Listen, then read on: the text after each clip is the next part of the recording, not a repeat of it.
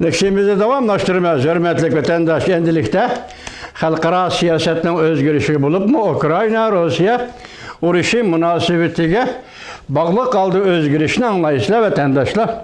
Bugün çizgiler 2023 yıl 5. ayının 8. günü ettiği düşenbe vatandaş.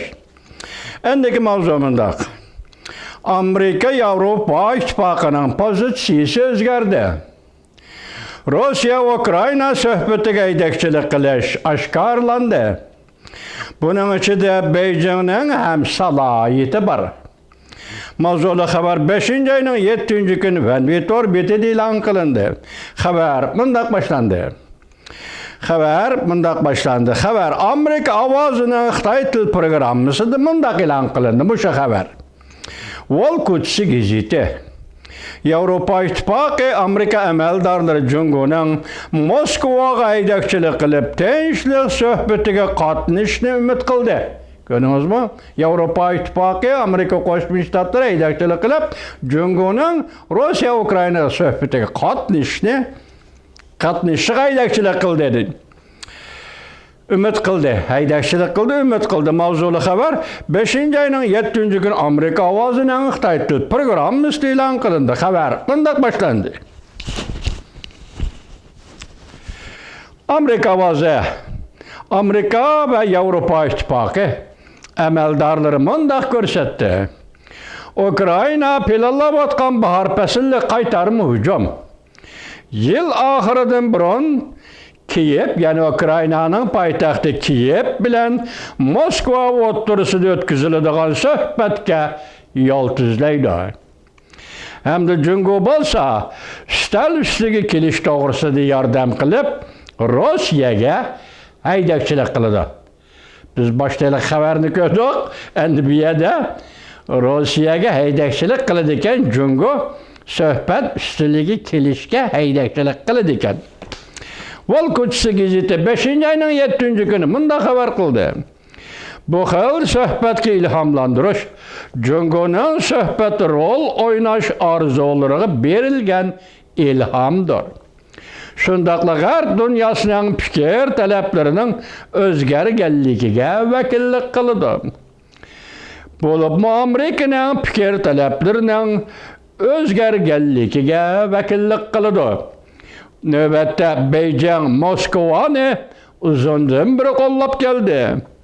Lekin hazırgacha Amerika Jungo'nun her qandaq aralashishdan cho'nqur gumon qilib kelganida bizlar so'zildi qolishadi. Davlat ishlar katibi Antony Blinken nima dedi? Jungo'da salohiyat yo'q aralashishga. Amerika Qo'shma Shtatlari prezidenti Joe Biden nima dedi? Salohiyat yo'q dedi. Endi ular qoldi hozir darhol Amerika Qo'shma Shtatlari bilan Yevropa Ittifoqining Jungo'ning bu suhbatga aralashishiga yoki Rossiyaga yordam qilib ustal ustiga elib kelishiga haydakchilik qilishiga ilhom berdi. Hozir o'zgardi Amerikaning ko'z qarashi, Yevropa Ittifoqining ko'z qarashi deb vatandosh. Chunqur gumon qilib kelganda lekin amma Davlat ishlar katibi Antony Blinken yaqinda Jungo'ning Ukrayna Rossiya to'qnashishini pasaytirishga yordam berish to'g'risida ehtiyotlik ichida umidvorligini bildirdi. Xabarda mundaq ko'rsatildi. Yuqorqi amaldorlar mundaq deyishdi. Bundaq o'ylashlar bir bilish ustiga qurilgan har qanday ikki tarafning urushni davomlashtirishga hech qanday iqtidori yo'q. Mayli Rossiya, mayli Ukraynaning davomli urush qilishga iqtidori yo'q, kuchi yo'q. Balki yana Beijingga kelsak, xalqaro suhbatda rol o'ynash pozitsiyasi sinoqqa duch keldi.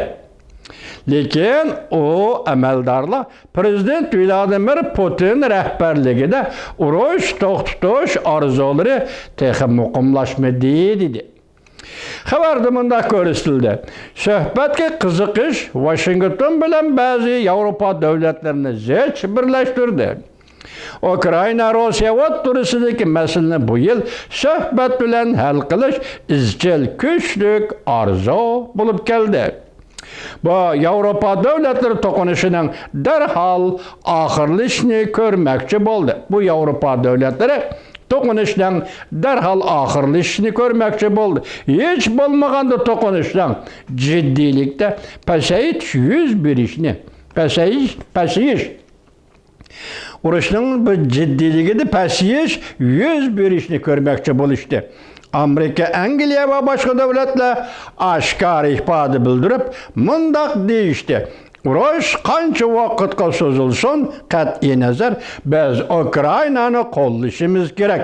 Rossiya mag'lub bo'lishi kerak. Kim?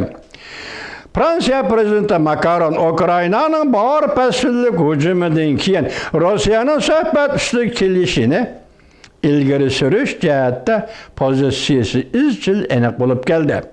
Aqsaray va Amerika Qo'shma Shtatlari davlat mahkamasi har qanday urush ustal ustida hal bo'ladi degan ko'z qarashda ching turib keldi. Lekin Aqsaray va davlat mahkamasi, Amerika Qo'shma Shtatlari davlat mahkamasi yana mundaq ko'rsatdi: bu Rossiyaning haqiqiy pozitsiyasi bilan har qanday suhbatga qatnashish qizg'inligini talab qildi. Ya'ni Rossiyamiz suhbatni oxirlashtirish yoki urushni oxirlashtirishga qiziqish kerak. Amerika buni biz talab qilamiz degan maydonda turdi.